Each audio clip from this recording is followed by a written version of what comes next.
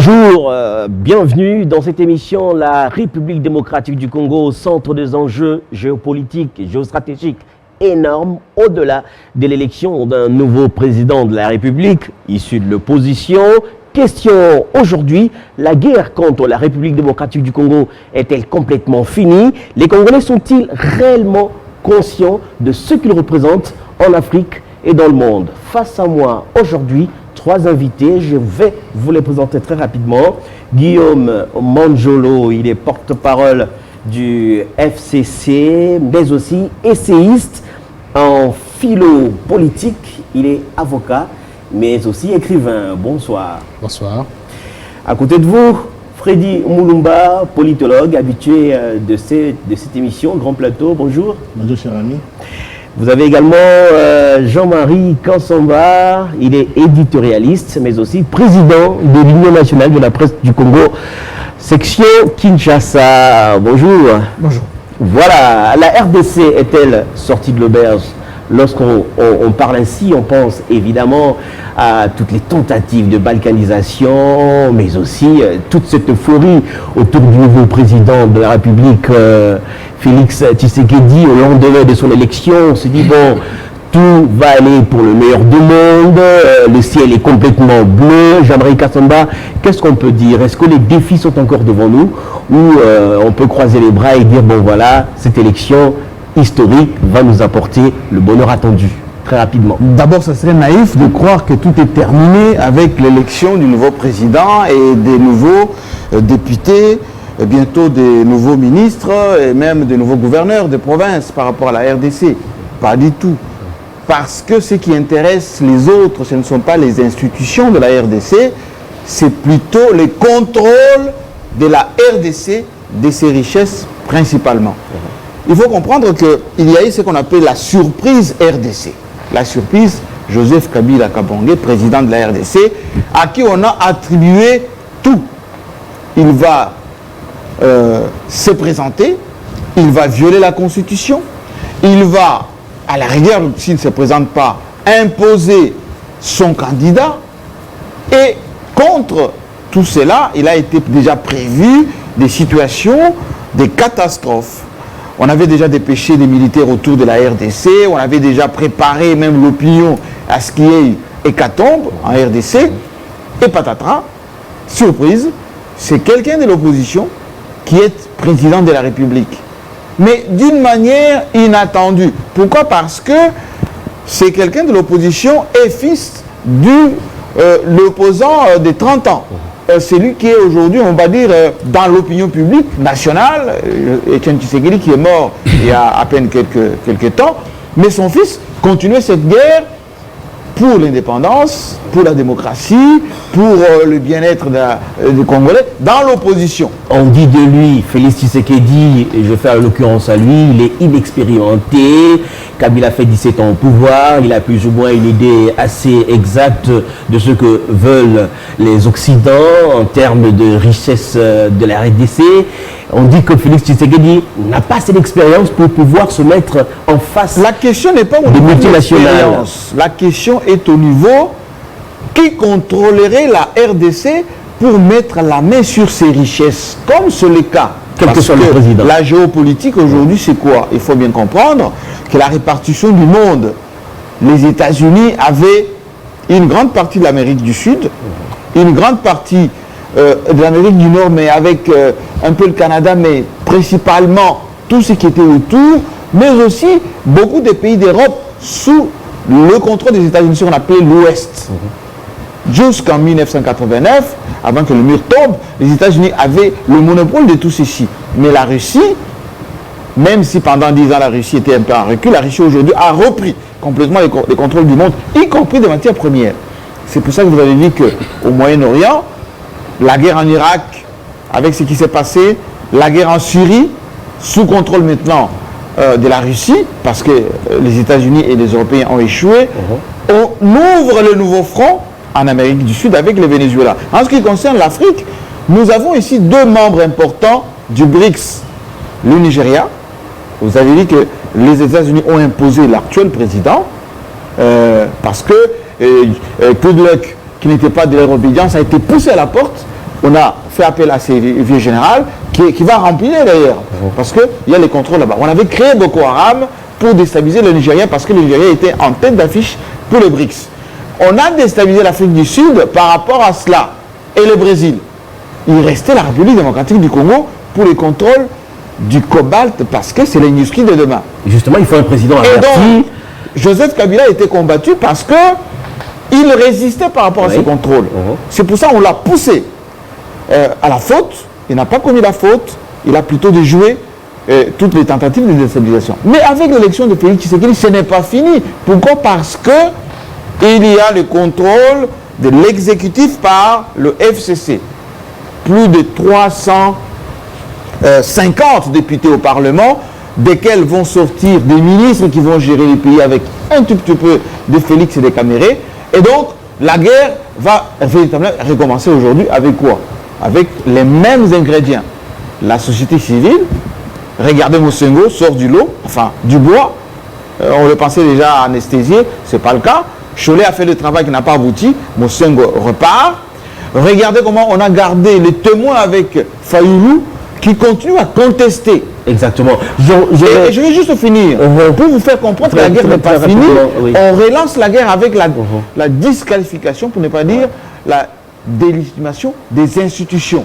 Exactement. Cour constitutionnelle qui a proclamé Félix Tshisekedi président, la CENI qui a organisé les élections, de sorte que quand on va déstructurer tout ceci, on s'achemine vers une crise, négociation, et on espérait avoir le contrôle de la machine. D'accord, merci. Cela me pousse justement à vous poser cette question. Manjolo, Guillaume, quelle posture justement Jean-Marie Kassamba a bien brossé la situation actuelle avec les forces politiques en présence, ce qu'elles vont faire dans les jours à venir, avec le rôle de l'Occident, les États-Unis.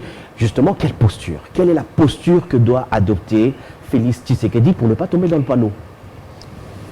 Merci, mais Félix Tshisekedi doit d'abord comprendre que la place de la RDC, c'est une place différente de la place de tous les pays du monde, notamment en Afrique ici. Nous avons une place très particulière. Il doit se poser la question sur la situation au Nigeria qui a posé 2 fois les élections et qui a eu aucune ligne, aucune sanction, aucun mot aux Nations Unies ni dans l'Union européenne. Ils ont posé 2 fois de suite. Il doit se poser la question sur la situation au Sénégal où un certain nombre d'acteurs politiques candidats à l'élection présidentielle ont été enfermés. Ils sont en prison. Ils n'ont pas pris part. D'autres ont été défenestrés. Aucune ligne, ni au niveau des États-Unis, ni au niveau de l'Europe par rapport aux sanctions. Il doit se poser la question sur ce qui se passe actuellement en Algérie. Bouteflika, c'est un légume aujourd'hui. D'ailleurs, là, on est en train de le transporter à Genève pour aller le soigner alors qu'il est candidat aux élections pour un 5e mandat. Il doit se poser la question sur l'Ouganda où, quelques jours avant qu'on puisse clôturer les listes électorales par rapport à ce pays-là, où M.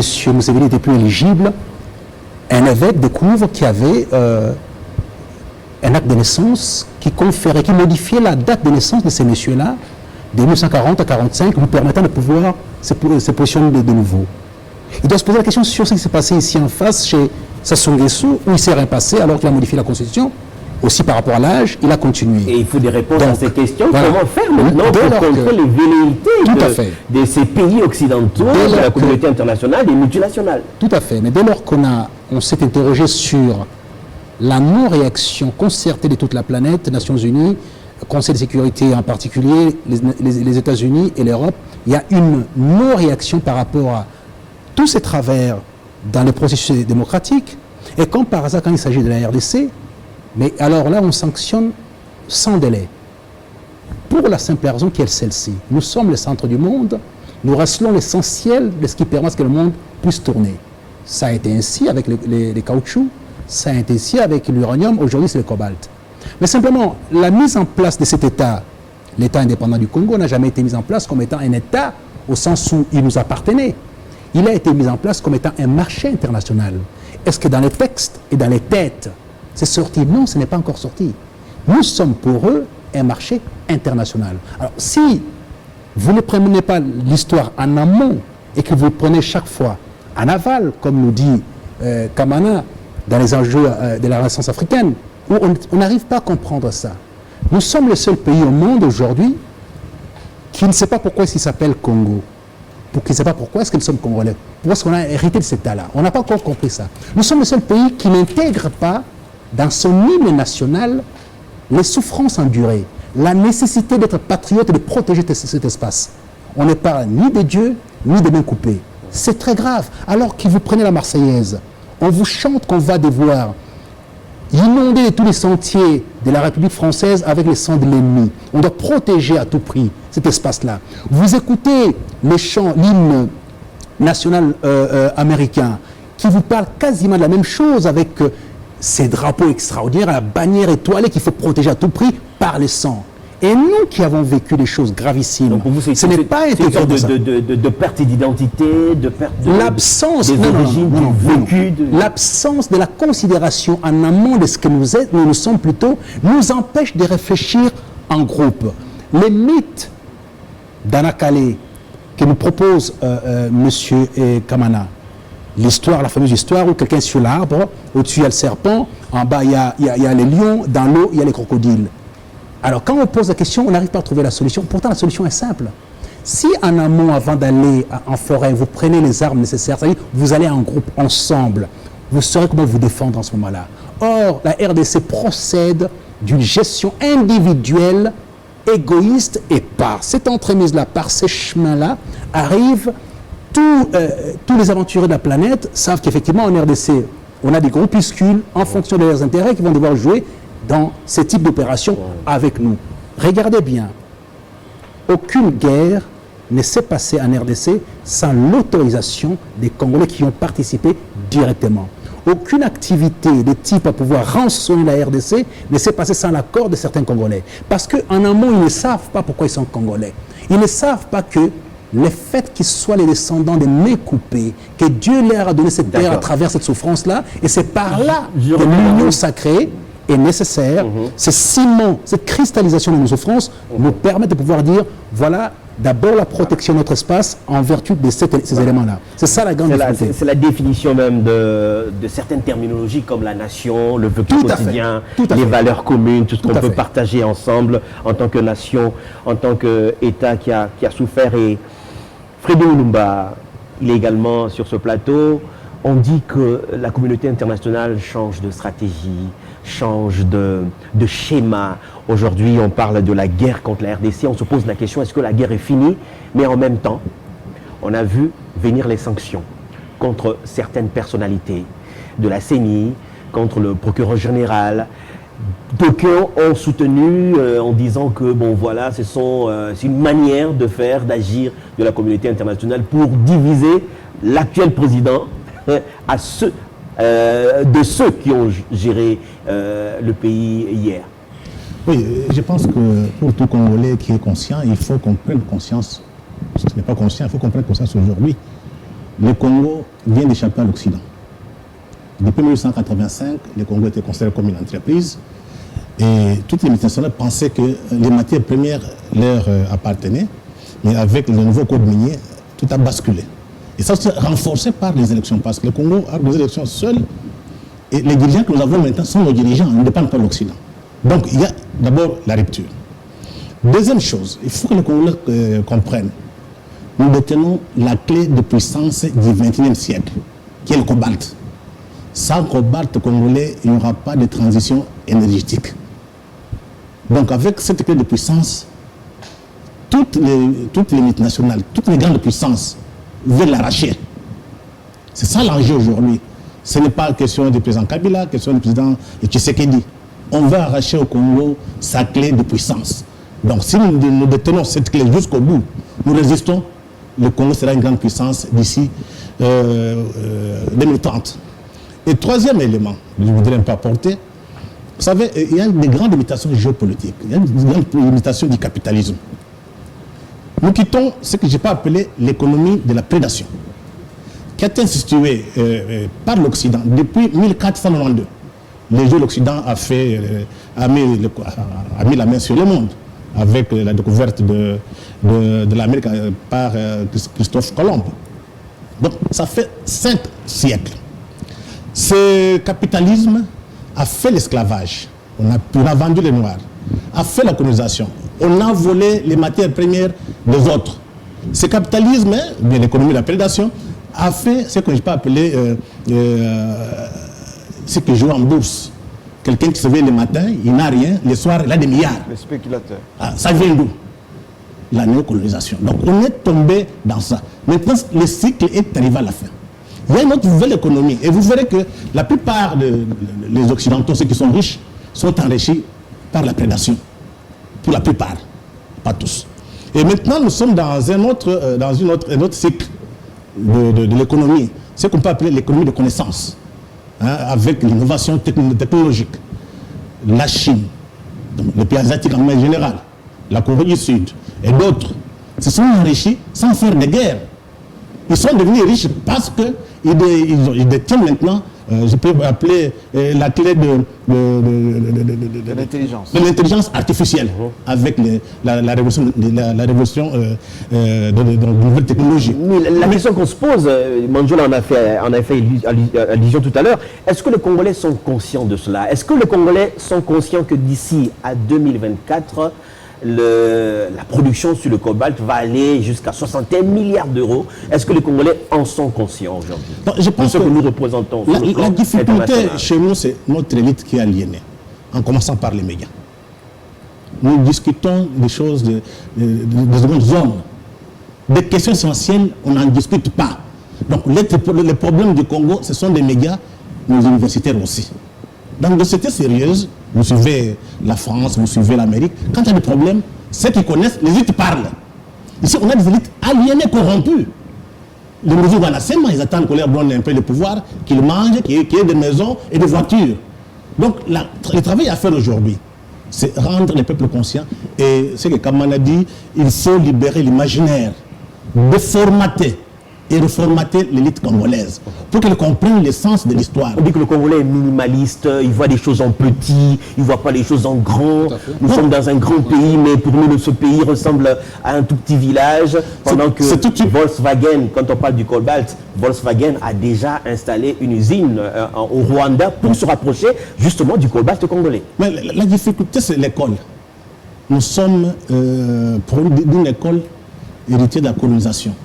On forme des capitaux, des gens qui doivent réussir par procuration, pour travailler pour les intérêts des autres. Donc si nous voulons changer demain, on change l'éducation. On reconstruit l'éducation par rapport à nos intérêts, pour avoir des élites qui vont défendre des intérêts. Et deuxième chose, il faut des médias. Pourquoi les médias étrangers nous inondent? C'est parce qu'en face, il n'y a rien. On peut attaquer le Congo, personne ne parle de Kinshasa, tout le monde dans la danse, tout le monde boit. C'est du jamais vu. C'est quelle élite comme ça? On nous donne l'histoire. Il faut que les jeunes personnes qui comprennent prennent le courage. L'histoire a toujours été faite par quelques personnes, c'est pas tout le monde. On continue notre ce qu'il faut faire, c'est, pour conclure, c'est déconstruire, déformater, décoloniser l'élite congolaise, reconstruire d'autres personnes qui sont à la hauteur pour gérer ce pays. Merci Jean-Marie Kassamba. Freddy a fait des graves révélations en parlant de l'élite congolaise qui n'est pas à la hauteur, mais on se pose la question, est-ce qu'on est véritablement indépendant? Est-ce qu'on est véritablement souverain? Vous êtes le patron, je l'ai dit lorsque je vous ai présenté, de la presse congolaise, mais lorsqu'on voit par exemple, ce n'est qu'un exemple, certaines chaînes émettent en clair, en RDC, je prends deux cas, vous avez TV5 qui met en clair, vous avez RFI qui met en clair, c'est la radio. Aucune chaîne congolaise ne met en clair en Europe. Il y a un problème. Sommes-nous vraiment indépendants lorsque vous avez un pays qui est fortement dollarisé, un pays où deux monnaies circulent? Or, la monnaie, c'est l'attribut de souveraineté d'un pays. Sommes-nous vraiment conscients? Sommes-nous vraiment indépendants? Jean-Marie Kassamba. On ne l'est pas, mais aussi consciemment, on se laisse entraîner dans cette dépendance. Regardez le pays de la zone franc, ce qu'on appelle le pays de la zone CFA. Il se laisse emporter dans une domination monétaire depuis plus de 60 ans. Parce que c'était créé à l'époque coloniale, cette monnaie. Pourquoi? Parce que leur leadership est faible ou bien frileux. Dans notre cas, c'est exactement la même chose. Et expliquez-moi pourquoi les Congolais, l'élite congolaise, lorsqu'on dit on va réouvrir Schengen, ils sont les premiers à applaudir. Et parce qu'ils doivent voyager, ils Mais doivent est-ce que aller voir la famille à l'extérieur. Au voyage, vous voyagez pourquoi faire? Parce que c'est pendant la période de Mobutu qui ont acheté des maisons en Belgique, en France, en Espagne. Ces maisons ont été confisquées. Aucun président africain n'a bénéficié, n'a profité de son argent planqué en Europe juste après son pouvoir.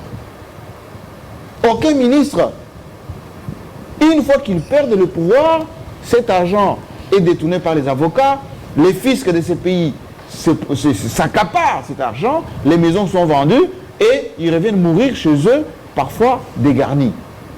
Chez nous, il y a nécessité aujourd'hui que cette symbiose entre Félix Tshisekedi Tshilombo et Joseph Kabila Kabange, président honoraire, cette symbiose perdure et s'intensifie de sorte que la majorité parlementaire qui va donner le gouvernement, les gouverneurs de province, plus l'identification des intelligences congolaises ici et dans la diaspora, constitue ce qu'on appelle la résilience congolaise. Pour aller au-delà de cette symbiose, parce qu'il faudrait un programme économique fiable. Je dis bien, la résilience congolaise, pour un peu parer à ce qu'a dit mes amis, c'est que les Congolais doivent se prendre en charge.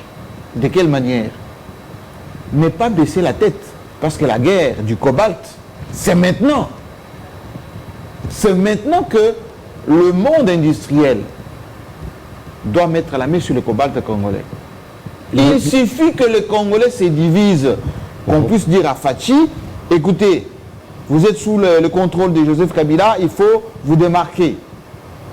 Il suffit qu'on dise à Joseph Kabila, regardez, Fachi est en train de prendre des mesures, chasse aux sorcières, il faut commencer à vous défendre. Il y a l'eau qui entre par là, et c'est la case qui est inondée. Les intellectuels Divisés pour mieux régner. Bien évidemment, mais les Belges ont pratiqué ça pendant plus de 100 ans et ça fonctionnait.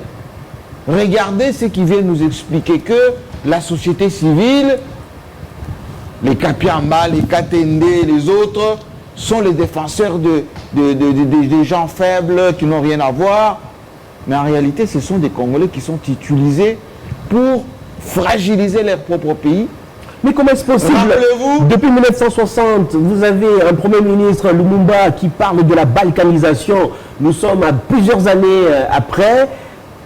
La même situation, on en parle toujours, la prise de conscience n'est pas au rendez-vous. mais la comment ça se domination de fait? l'Empire, C'est le Congolais qui a un problème la domination psychologique, mental. On a parlé de la prédation tout à l'heure. La domination de l'Empire est telle que le bourreau vous fait comprendre qu'il est là pour votre bien. Est-ce que les Vénézuéliens de maintenant sont des robots, sont inconscients pour croire que ce que Chavez a fait pour eux, la redistribution, la lutte, tout ce qui a été fait pour le bien des Vénézuéliens était mauvais, pour qu'un Vénézuélien en ce moment est en train de préparer la guerre contre le Venezuela pour permettre aux États-Unis de contrôler le pétrole vénézuélien. En Libye, c'était la même chose. Ce sont les Libyens que Kadhafi gérait correctement avec l'argent, avec chaque semaine, le niveau de vie, le social qui était bon. Eh bien, c'est à Benghazi, ces Libyens sont partis voir, avec un philosophe français malheureusement, Bernard-Henri Lévy, a vendu cela à Sarkozy qui voulait se venger, et ça fait l'hécatombe que vous voyez aujourd'hui en Libye. Les quelques Irakiens qui avaient trahi Saddam Hussein ont provoqué ce que vous voyez aujourd'hui en Irak. Et au Congo, nous avons la même chose. Quand les gens, on vous explique que votre cour constitutionnelle, ça ne vaut rien, d'ailleurs, celui qui est à la tête, c'est un corrompu, et il y a des Congolais qui défendent ça, c'est de la naïveté. Lorsqu'on vous dit que votre CENI, avec une créativité extraordinaire de la machine, a voté, arrive à organiser des élections correctement et qu'on a des députés, on a aujourd'hui un président de la République, que le président de cette CENI s'était corrompu. Lui et son vice-président. Et il y a des Congolais qui croient en ça. C'est qu'il y a de la naïveté, de l'inconscience quasi permanente. Mais ce que je voulais vous dire... Oui, très rapidement, on va donner la parole à Guillaume. Cette émission, il ne faudra pas que ceux qui nous suivent ici au Congo à travers le monde pensent que c'est des lamentations des Congolais qui sont en train de dire « nous, pauvres Congolais, on nous attaque, on nous domine ». Non. Mais parfois, c'est l'impression que ça donne. C'est l'alerte. Lorsqu'on s'attaque à l'Occident, on nous traite d'être trop plaintifs. Non, on ne s'attaque pas à l'Occident. On rappelle que chaque pays doit avoir ses lampes témoins, ses éclaireurs. Lorsque Jeanne d'Arc ou Général de Gaulle défendaient les intérêts français, ce n'était pas de lamentation, c'était l'affirmation de l'homme français, de la France libre. D'ailleurs, de Gaulle est même sorti de l'ONU à cause de cela. Merci, grand plateau sur Télé 50. 3 invités face à moi. Freddy Moulumba, politologue, Guillaume Manzolo. Il est essayiste et philo-politique, voilà. Mais également Jean-Marie Kassamba, Guillaume Manzolo.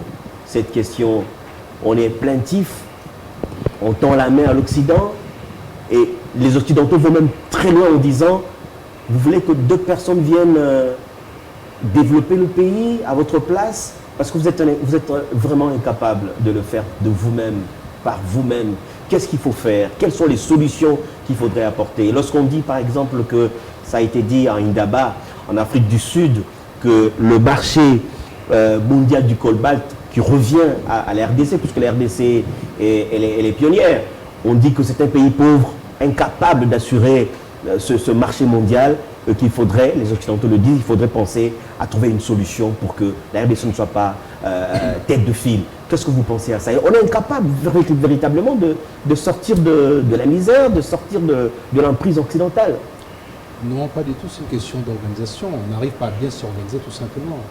Ce que je peux dire, comme disait Kamala, c'est que on doit faire l'apologie de l'intelligence, célébrer l'intelligence dans ce pays, ce qui n'a pas encore été fait jusqu'à aujourd'hui.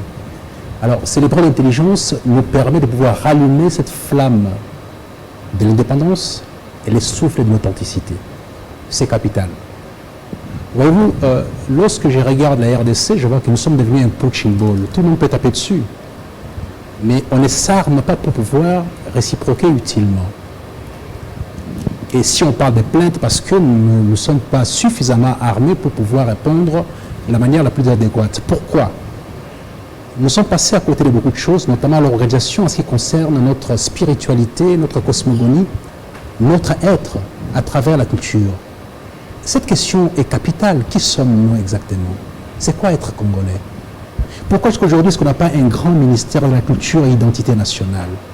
Un pays qui a connu quasiment aujourd'hui, on peut dire, 2 génocides, qui n'a jamais mis ça en exergue, qui passe outre son propre génocide.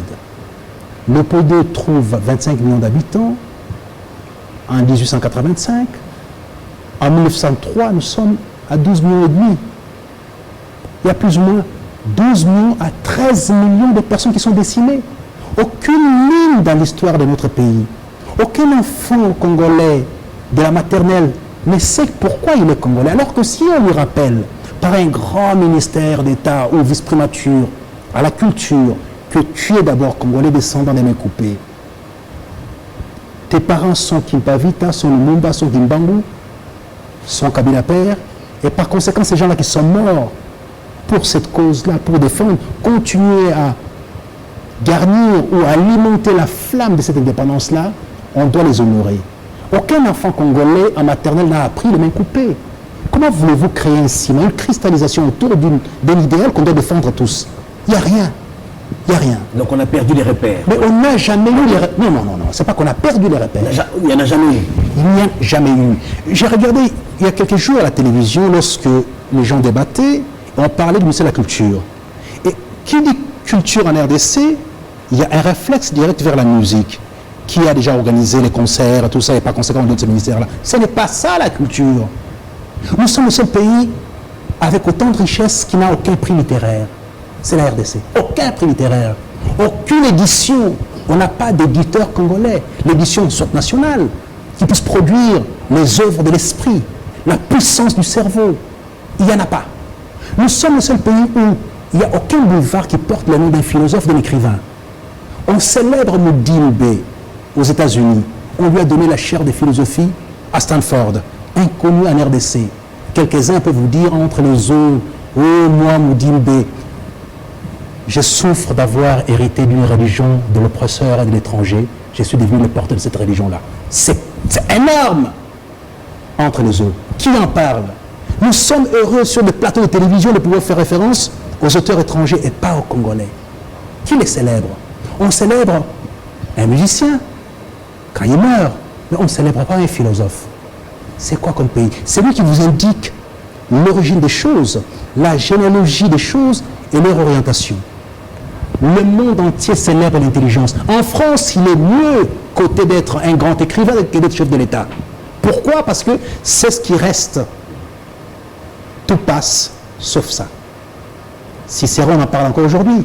On parle encore aujourd'hui de Socrate. On ne sait pas qui était roi à l'époque.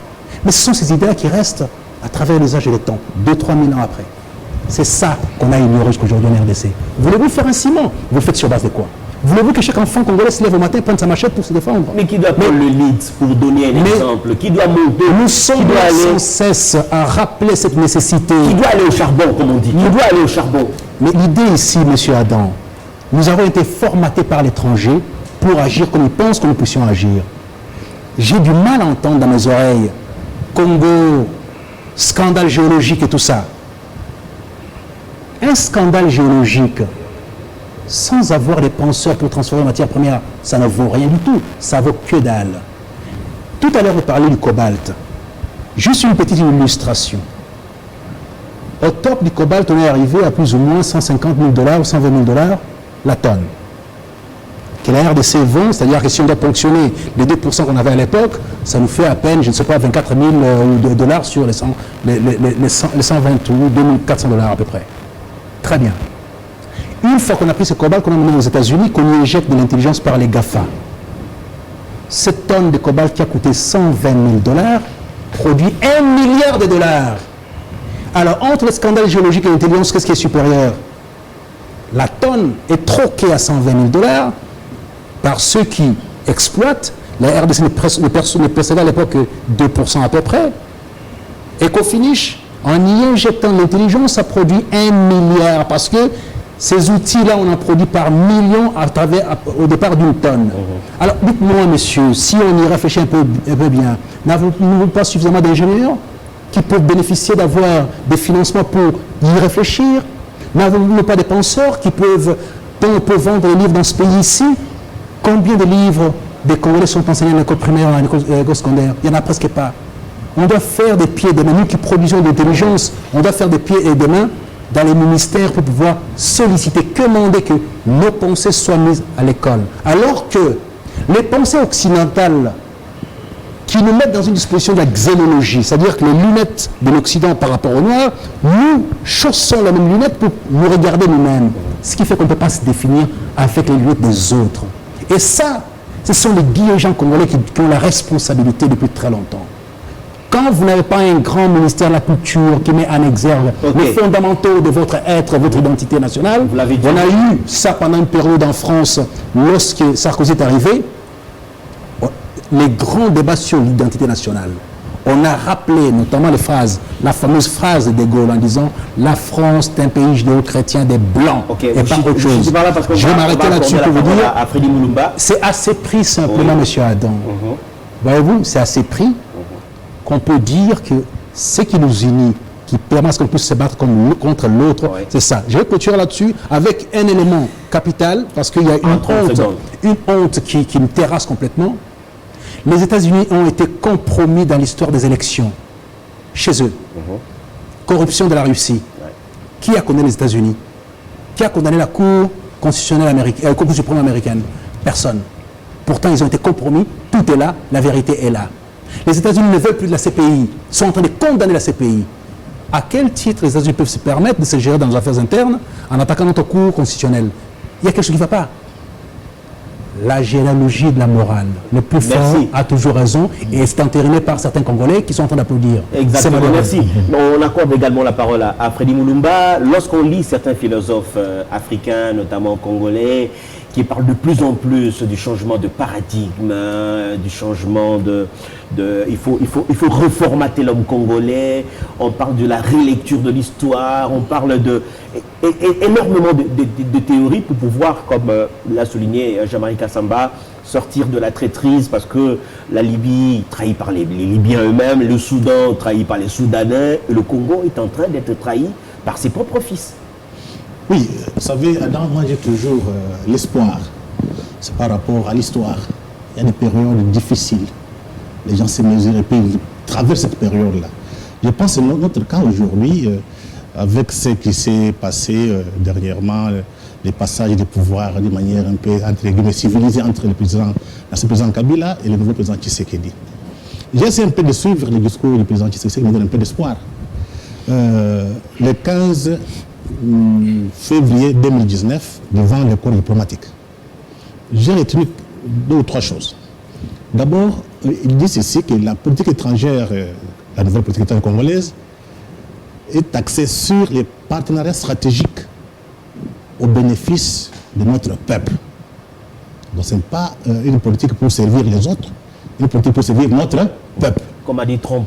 Et deuxième chose, pour votre pays d'abord. Et il le répète, il dit, il faut qu'on respecte notre souveraineté, en commençant par nos partenaires traditionnels.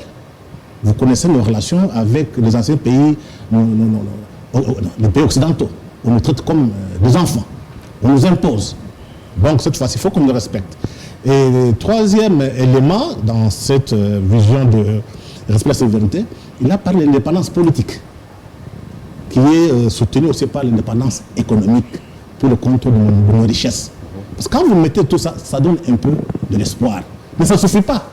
Il faut maintenant créer la masse critique. Ça signifie que tout Congolais prenne conscience que la souveraineté, l'indépendance, on ne discute pas sur ça. Il y a des valeurs, il y a des questions sur lesquelles on ne peut pas discuter. Quel que soit les clivages, j'ai dit tous les Congolais. Et ça demande une prise de conscience. La conscience vient de quoi? D'abord de la lecture de l'histoire. On tire des leçons de l'histoire. Et il faut ajouter la philosophie. Les drames, c'est que les Congolais ne pensent plus. On réfléchit comme des robots.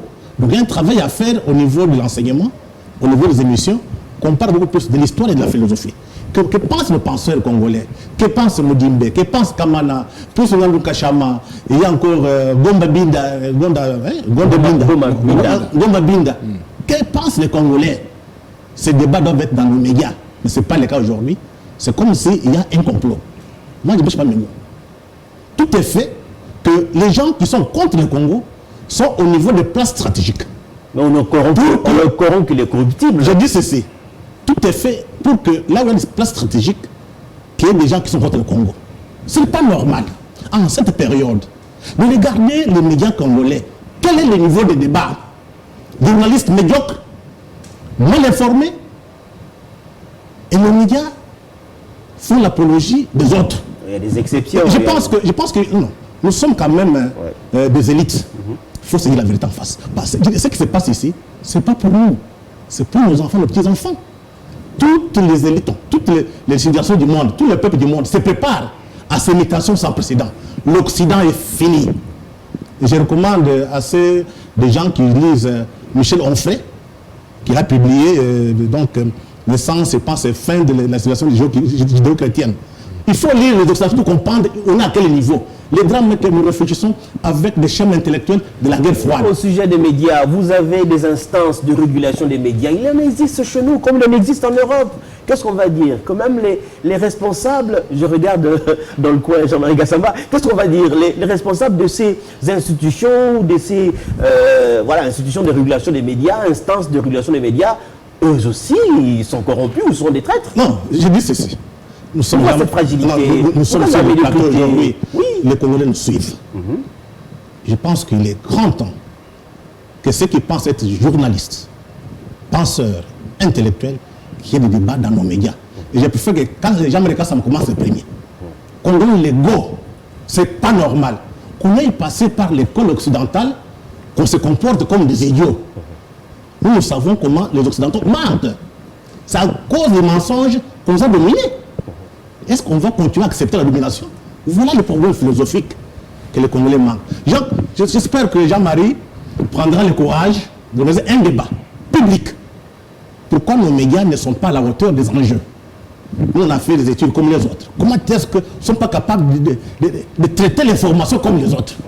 Et quand vous regardez, c'est du n'importe quoi, des insultes. Jean-Marie il va répondre à cette question. Il vous reste 1 minute. Je suis en train de calculer le temps de parole. Il vous reste 1 minute.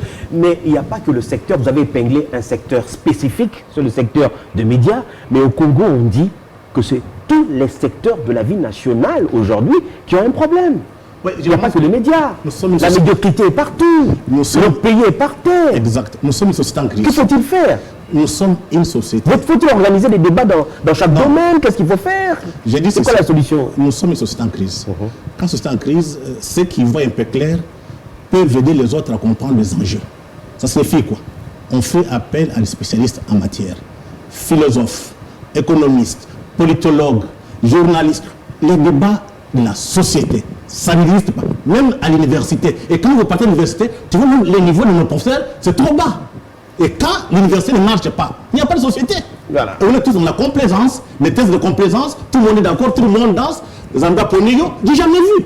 La science, il faut travailler. Il faut être rigoureux et lucide. Jean-Marie Kassamba, la question vous est déjà posée. Les médias doivent être porteurs d'espoir, formater l'opinion, être le fer de lance de la société, mais ce n'est pas le cas.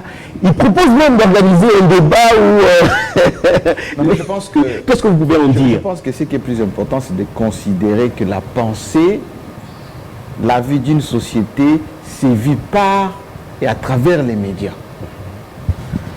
Nous vivons en ce moment une guerre médiatique. Au Venezuela. Au Venezuela d'abord, mais il faut qu'on comprenne les concepts de la répartition du monde par les grandes puissances. Vous avez CNN qui a commencé cette domination mondiale avec l'illustration par la guerre en Irak, où vous avez vu qu'on a vécu une guerre quasi audiovisuelle, pour ne pas dire artificielle. On n'a jamais vu les cadavres des Irakiens. Mais il y a eu autant de millions de morts en Irak.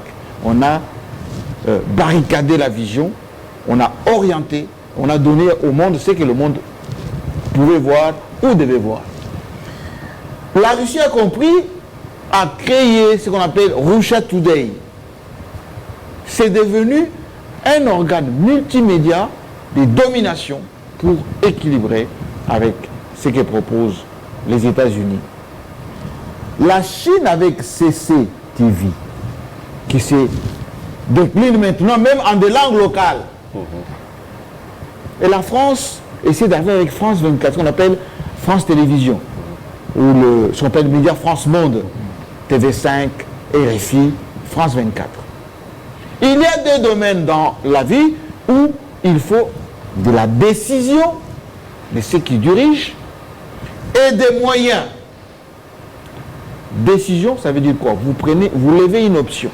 Nous voulons aussi peser. Quel type de médias nous voulons avoir? Nous voulons peser, nous voulons que notre vision aille plus loin. Mobutu avait tenté de le faire avec la voix du Zaïre à l'époque. On appelait Tam Tam d'Afrique. Ça allait partout. Avec satellite, etc. On commençait à avoir cette vision. Aujourd'hui, si vous voulez rayonner dans le domaine des transports, il faut subventionner. Toutes les compagnies aériennes du monde sont en déficit, mais subventionnées par leurs États. Les médias, je viens de vous le dire, c'est la même chose. Or, en Afrique, et principalement dans notre pays, les médias sont les domaines les moins considérés en termes de financement, en termes de subventions. Il n'y a pas de think tank au Congo. Où sont les intellectuels congolais? Moi, quand j'écoute Freddy parler de nos professeurs d'université, mais où sont-ils? On a laissé le référentiel de Congolais, excusez-moi du peu, aux gens qui aboient, aux gens qui ne réfléchissent pas. Regardez dans la diaspora congolaise aujourd'hui, ce qu'on nous a servi comme leadership. Et il y a des tonnes de Congolais qui se sont même réfugiés dans l'anonymat. Des grands professeurs, des ingénieurs, des médecins, on ne les voit pas. Quand Félix Tshisekedi a été élu, on a vu ceux qui sont venus pour être nommés, ce ne sont pas les esprits brillants. Certains sont déjà répartis. Pourquoi? Parce qu'il y a la démission de l'intelligentsia congolaise. Il faut aujourd'hui une prise en charge de la tête du Congolais. Nous essayons de le faire avec Télé 50, avec ce que nous sommes en train de faire, pour donner de l'espace de réflexion, parce qu'il y a feu au lac. Mais ça ressemble à une goutte d'eau dans la mer, une Mais goutte d'eau dans il l'océan, faut, parce que on alerte. il y a que Télé 50. Nous sommes suivis aujourd'hui par des millions de nos Est-ce que compatriotes. ça ne peut pas embrasser tout Nous le sommes pays? Est-ce suivis que par cet des- élan-là ne peut pas... Oui, nous sommes suivis par des millions de compatriotes Oui. qui doivent comprendre que l'élection de Félix Tshisekedi, ce n'est pas la clé pour sortir notre pays de l'œil du cyclone contre cette guerre de prédation. Bien au contraire. Parce qu'il vient de commencer, parce que le méandre de cette guerre, il ne le maîtrise pas encore, et qu'on fait tout pour le pousser à un isolement qui risque de le fragiliser davantage. Et deuxièmement, nos institutions sont encore faibles, très faibles. Ce qui veut dire en conclusion que la RDC n'est pas sortie de l'auberge. La RDC doit galvaniser, doit mobiliser ses intelligences d'abord. Il ne faut pas penser que notre pays va sortir avec de la prière, avec des slogans, dire qu'on est grand, qu'on est scandale géologique, etc. Parce que tout ce qui nous tourne autour de nous, les pays voisins, n'attendent Merci. qu'un premier coup de feu pour venir, voilà, nous allons servir de tête de pont pour aller intervenir au Congo. Voilà, pour rencontrer c'est la fin. nous dépiécer. C'est la fin de Grand Plateau sur Télé 50. Vous étiez, je l'espère, nombreux à nous suivre. J'ai reçu Jean-Marie Kassamba, Freddy Moulumba, mais aussi Guillaume Manjolo, qui a publié un livre très intéressant à lire. Le titre, c'est La révolte métaphysique d'un jeune Congolais. Au revoir et à la prochaine.